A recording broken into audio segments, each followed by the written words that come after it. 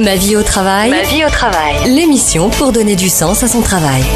Bonjour à tous, bienvenue dans ce nouveau numéro de Ma vie au travail. Vous le savez maintenant, Ma vie au travail, c'est votre rendez-vous pour vous, collaborateurs, managers ou salariés, afin de vous aider à décrypter le monde de l'entreprise aujourd'hui.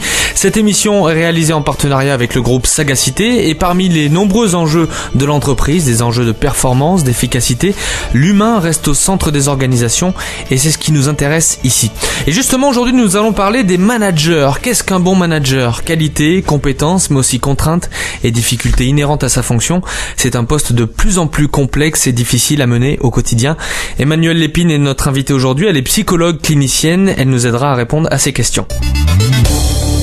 Qu'est-ce qu'un bon manager ? Eh bien, écoutez ce que disent les personnes que nous avons interrogées dans la rue. Le manager, il doit déléguer, il doit bien connaître les gens avec qui il travaille. Pour moi, dans le manager, il y a une dimension assez humaine en fait. Moi, je le vois plus dans un fonctionnement égalitaire ou relativement délégatif. Pour moi, un manager, ça doit plus être quelqu'un qui va donner à chacun dans l'équipe une vision transverse que chacun ne peut pas avoir du fait de sa proximité avec les sujets. Au moins qu'il arrive à dispatcher, faire en sorte que tout le monde se sente bien dans son travail, c'est ça aussi. Il va aussi de gérer que le travail soit bien fait parce qu'il y a un patron au-dessus, des contraintes de temps, donc voilà, et faire en sorte que tout se passe bien. Il doit gérer aussi le mental, le physique de l'employé. Il faut qu'il soit présent en tout cas. Je sais que le manager subit du stress du patron, donc il décharge un peu sur les employés. C'est pas la bonne solution. Pour être un bon manager, il faut être à l'écoute des employés et du patron. Surtout pas de l'assistanat, mais il faut quelqu'un qui sache conduire et mener des hommes. Bonjour Emmanuelle Lépine. Bonjour. Vous êtes psychologue clinicienne spécialiste du stress post-traumatique et de la gestion des situations difficiles et vous avez créé le service de prise en charge des traumatismes psychiques de la préfecture de police de Paris. Oui. C'est bien ça ? Oui. Vous êtes aussi diplômée en criminologie et en gestion du stress post-traumatique et vous êtes aussi consultante auprès des entreprises. Il semble aujourd'hui qu'il soit plus difficile d'exercer un poste de manager. Pour quelles raisons selon vous ? Alors en partie parce que les contraintes légales ont beaucoup augmenté ces dernières années. Ouais. Aujourd'hui, la loi attend d'une direction d'une entreprise qu'elle soit capable de garantir les conditions d'une bonne santé physique et psychique de ses employés. Alors, physique, c'est, je dirais, relativement simple. Psychique, c'est plus compliqué. Donc, les directions, qu'elles soient générales ou toute la chaîne hiérarchique, sont prises entre autres dans ces contraintes-là. Puis l'autre chose, c'est que probablement les gens ont aujourd'hui des exigences très précises à l'égard de leur direction et de leur hiérarchie, et que être un bon manager, c'est aussi être capable de répondre à ces exigences-là. On va parler du rôle et de la place d'un manager au sein d'une équipe, c'est assez complexe. Il doit être à la fois en adéquation avec la stratégie de l'entreprise, avec l'obligation de faire un reporting quotidiennement à sa direction. En même temps, il doit faire face à la réalité du quotidien qui est pas toujours en phase avec la stratégie de la direction.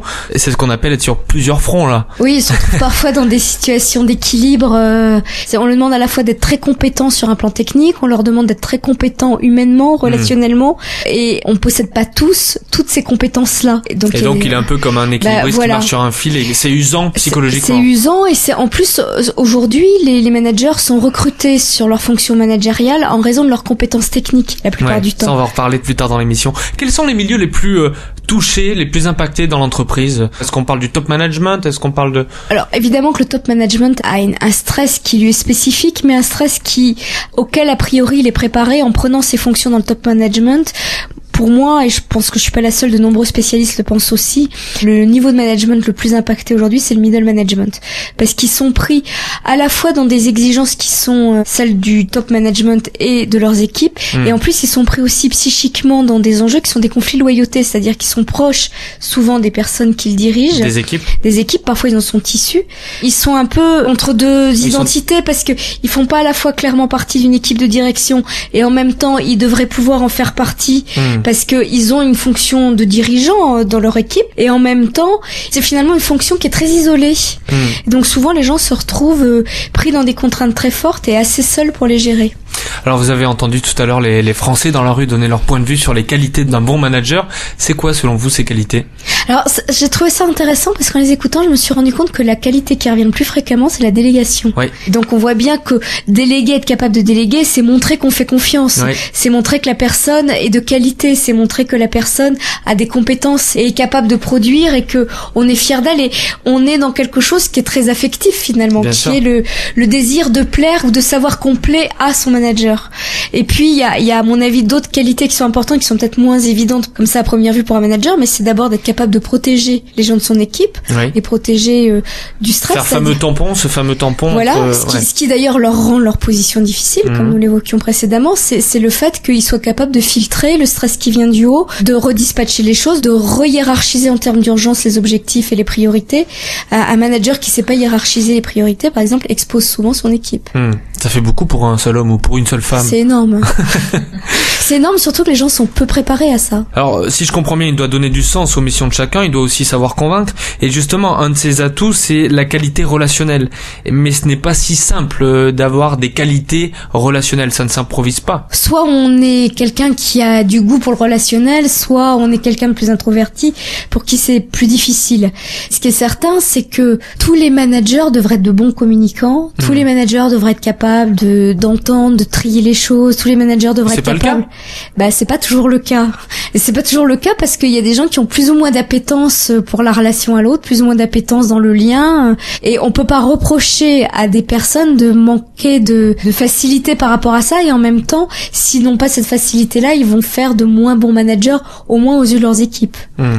Et en préparant cette émission, vous m'avez dit que bien souvent en France, on choisit un manager pour ses compétences techniques avant tout. Ouais. Encore trop souvent, très probablement. Et en même temps, c'est important parce que pour les équipes, pour les personnes qui le dirigent, le manager de proximité entre autres doit être légitime sur le plan technique. C'est-à-dire qu'il doit être capable de les accompagner, de poser un cadre de travail, de donner des objectifs, de bien connaître son environnement et d'être capable d'évaluer la technicité de ses équipes. Et donc c'est souvent ce champ-là qu'on privilégie. Et il y a des personnes qui sont très à l'aise relationnellement et très à l'aise techniquement. Puis il y a des gens qui sont très très bons techniquement et qui sont moins à l'aise relationnellement et pour lequel c'est pas toujours pris en compte, et du coup ils se retrouvent en échec. Ça met l'équipe en échec derrière, avec le fait que parfois il y a encore beaucoup d'entreprises, parce que parfois il n'y a pas le choix, où la promotion est faite sur place.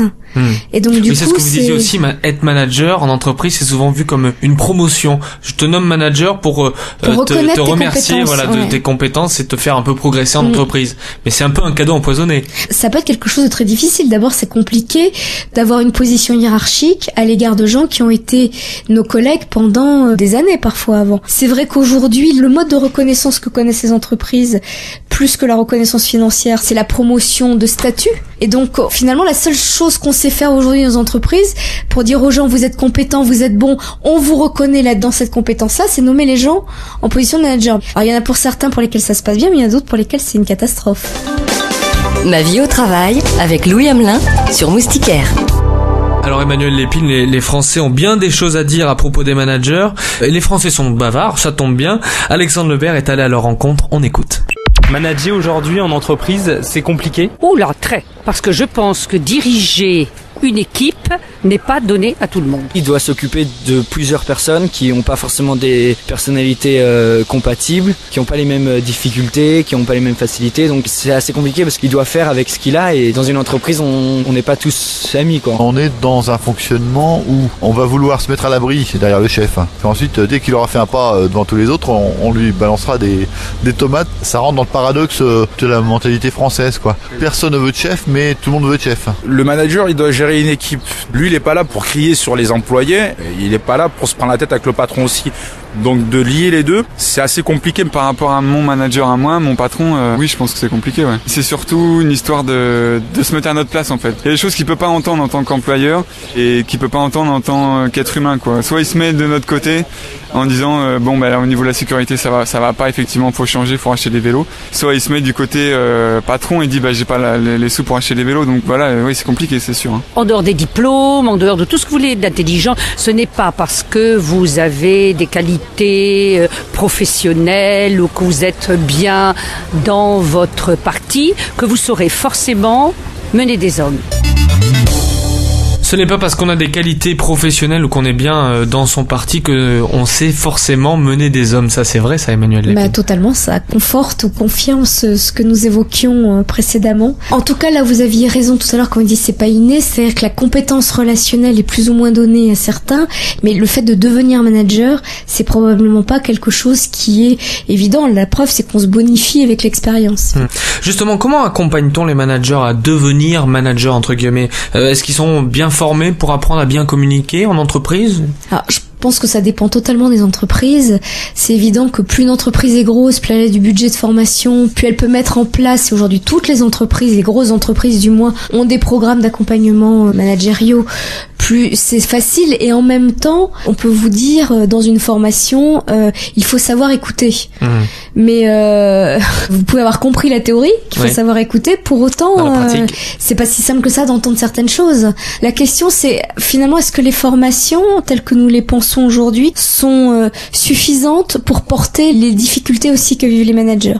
Et moi, je pense aujourd'hui que les formations les plus efficaces, c'est les échanges de pratiques. Parce que les managers peuvent se soutenir les uns les autres et ils apprennent de leurs expériences mutuelles.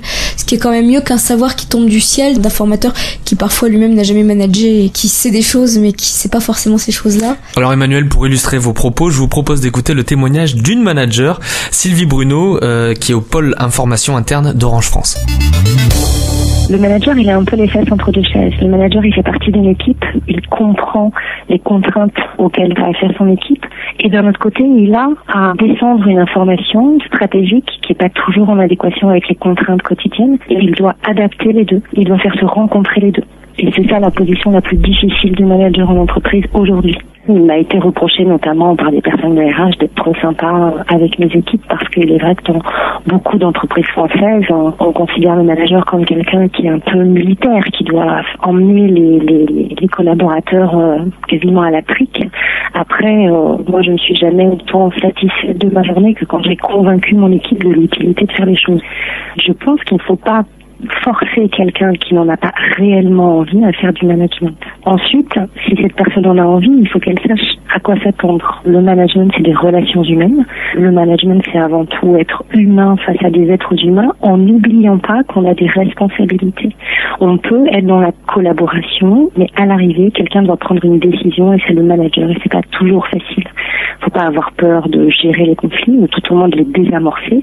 Et je pense que premièrement, on force beaucoup trop de personnes à faire du management parce que si on veut évoluer dans une entreprise, ça passe d'abord par le management, ce qui n'est pas forcément vrai quand on regarde la réalité des choses. Il y a des très bons experts qui sont très mauvais managers. Et puis après, quand on a trouvé la bonne personne qui a envie de le faire, il faut l'accompagner justement dans sa relation avec les autres, le fait d'assumer complètement d'avoir à prendre des décisions, le fait de se sentir responsable de la qualité de vie au travail des autres. Et ça, aujourd'hui, c'est pas dans les formations de managers. Aujourd'hui, les formations de managers, c'est des méthodes, des techniques. Nous, chez Orange, on a une école, entre guillemets, du management qui nous invite à des formations et qui nous permet de partager entre pairs. Mais c'est vrai que quand on a des problèmes de management, c'est pas encore trop dans les mentalités d'entreprise que de partager. C'est un peu chacun ses problèmes. Ma vie au travail avec Louis Hamelin sur Moustiquaire. Parlons de la pression et des risques psychosociaux chez les managers. Qu'est-ce que vous préconisez, vous? Quels conseils vous aimeriez donner aux managers qui subissent cette pression due à leur poste? Alors, ce qu'on attend des managers, c'est qu'ils soient en capacité d'accompagner leurs équipes, au sens large du terme de l'accompagnement. Et donc on peut pas imaginer qu'ils soient en capacité d'accompagner si eux-mêmes ne sont pas accompagnés.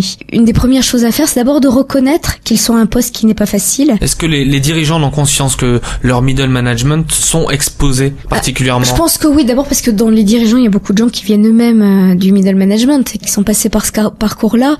Je sais pas s'ils ont conscience de la manière dont le poids du juridique a augmenté et aussi les attentes à l'égard du middle management ont augmenté parce qu'ils l'ont pas eux forcément vécu à l'époque où ils y étaient. En tout cas, je pense que le rôle d'intervenants comme nous, c'est aussi d'informer, d'alerter et de rappeler aux dirigeants que si on ne soutient pas les hiérarchies, on ne peut pas soutenir les salariés. Et que soutenir les salariés, paradoxalement, ne passe pas forcément par le soutien direct aux personnes, mais souvent par le soutien aux hiérarchies. Et donc c'est important et c'est pas nous en tant que consultants externes qui pouvons vraiment le faire. C'est à eux de le faire. Il faut qu'il y ait un véritable investissement des directions auprès de leur chaîne managériale. Et vous dites aussi qu'il est important que les frontières soient claires au sein de l'entreprise. Ouais. Je crois que dans le micro-trottoir, il y avait quelqu'un qui parlait d'entreprise égalitaire. Oui. L'entreprise n'est pas un système égalitaire. C'est comme la famille d'ailleurs, ce sont pas des systèmes égalitaires. Et il est important que la place des uns et des autres soit suffisamment délimitée, suffisamment claire pour qu'on déborde pas et qu'on sache où on en est. Et les entreprises souvent dans lesquelles ça devient parfois compliqué relationnellement, c'est celle où il y a trop grande proximité affective, parce qu'on se mélange entre l'enjeu relationnel et affectif et la fonction qu'on occupe. Et quand il commence à y avoir une confusion entre la fonction et la relation avec l'autre, on accepte beaucoup plus mal de quelqu'un qui est notre chef, qui nous donne un ordre, si par derrière on va boire des coups ensemble et que c'est vous qui l'avez ramené le soir parce qu'il avait un peu trop picolé, par exemple. Trouver la bonne distance entre collaborateurs et hiérarchie, c'est aussi important. Et alors la dernière chose, c'est que je me pose la question, dans toutes ces missions qu'on a citées pour les managers, est-ce qu'il n'est pas aussi important de quelquefois savoir dire non, savoir dire stop? À mon avis, les limites, c'est fondamental, parce que c'est ce qui permet à chacun de se repérer. S'il n'y a pas de limite, il n'y a pas de cadre, au fond. La difficulté qu'il y a, c'est que les managers ont une position d'autorité. Et cette position d'autorité, c'est ce qui permet la limite, elle doit être légitime. Et légitime aux yeux du manager lui-même. Parfois, les managers ne se vivent pas légitimes à être dépositaires d'une certaine autorité, et légitime aux yeux de l'équipe, et aussi légitime aux yeux de la direction générale. Et lorsque cette légitimité est pas évidente pour tout le monde, on rentre dans des problèmes d'autoritarisme, et là on rentre dans des abus, et on rentre dans des situations de sentiments de maltraitance, de harcèlement, voilà, c'est souvent une mauvaise gestion de l'autorité et de la limite qui crée du malentendu relationnel et du conflit. Ma vie au travail. Ma vie au travail. L'émission pour donner du sens à son travail. Merci beaucoup Emmanuelle Lépine, merci de nous avoir éclairé sur le rôle des managers. Merci à vous, merci de m'avoir invité. C'est avec plaisir, d'ailleurs quelque chose me dit qu'on va se revoir très bientôt pour une autre émission. Hein, mais avec grand bonheur, je ne sais plus sur quoi c'est, mais... On est lancé, on va faire toute une série d'émissions avec vous. Quant à nous, on se retrouve le mois prochain pour un nouveau numéro de Ma vie au travail. Un grand merci à Sébastien qui était à la réalisation de cette émission. Merci aux deux Bénédicte qui m'ont aidé à préparer cette émission. Et un grand merci à Alexandre qui a préparé les fameux micro-trottoirs. On se quitte sur une citation, Bénédicte. Ça va être la tradition de cette émission. D'accord. Les choses ne sont pas difficiles à faire. Ce qui est difficile, c'est de nous mettre en état de les faire. Et c'est de Brancusi. Voilà, à bon entendeur, salut, bonne journée à tous, à très bientôt sur Moustiquaire. Ma vie au travail, conçue et réalisée par Moustique The Audio Agency.